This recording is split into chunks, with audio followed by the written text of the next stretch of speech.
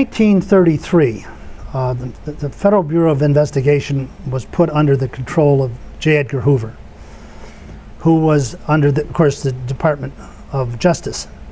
And the person in charge of the Department of Justice was a New Dealer. And what Roosevelt and the Attorney General wanted was a national police force. They were nationalizing everything, and they wanted a national police force because local jurisdictions simply could not cope with the rise of organized crime, which crossed state lines, county lines, and they needed something that covered the entire country.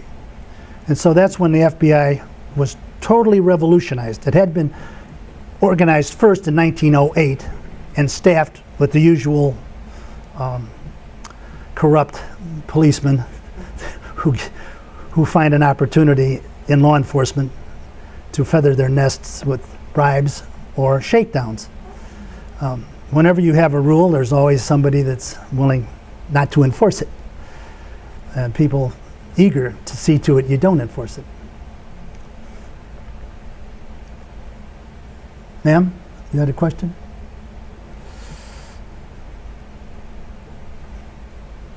Yes. What do you think Birger will be doing today?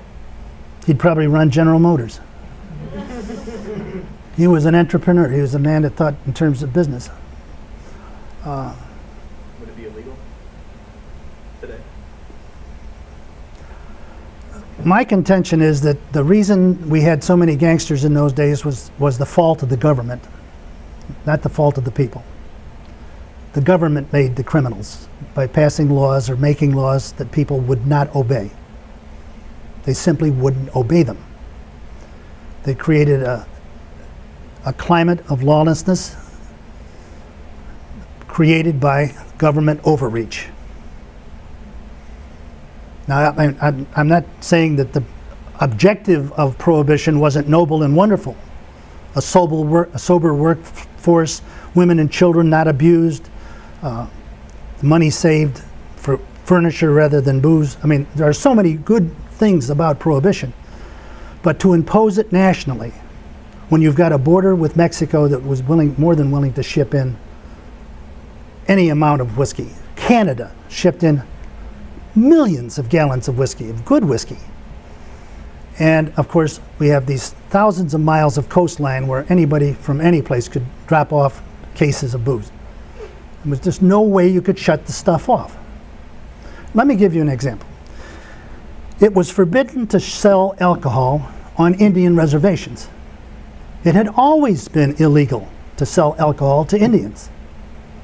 Now, how effective do you think the federal government was stopping Indians from drinking? Anybody believe that the Indians didn't drink?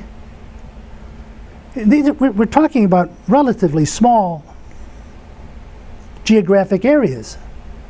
They were simply unable to stop it in those places. Why did they think that in the world they could make it national?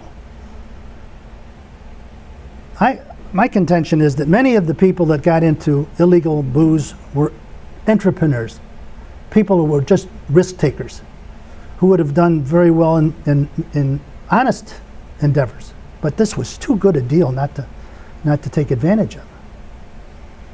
You can't repeal the law of supply and demand. It's that simple. Yeah. Was he ever engaged in any other kind of business? Oh yeah, Charlie was in the soft drink business. He sold sandwiches, candy.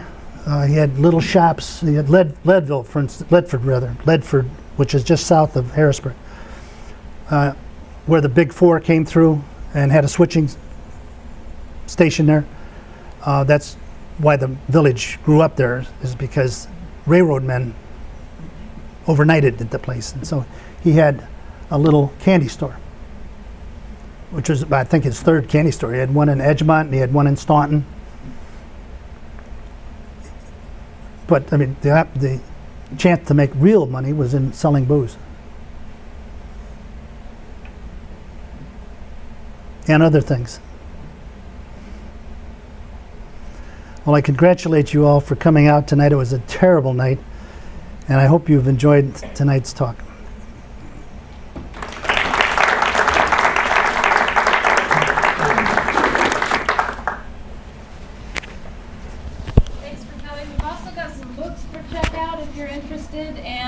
This is our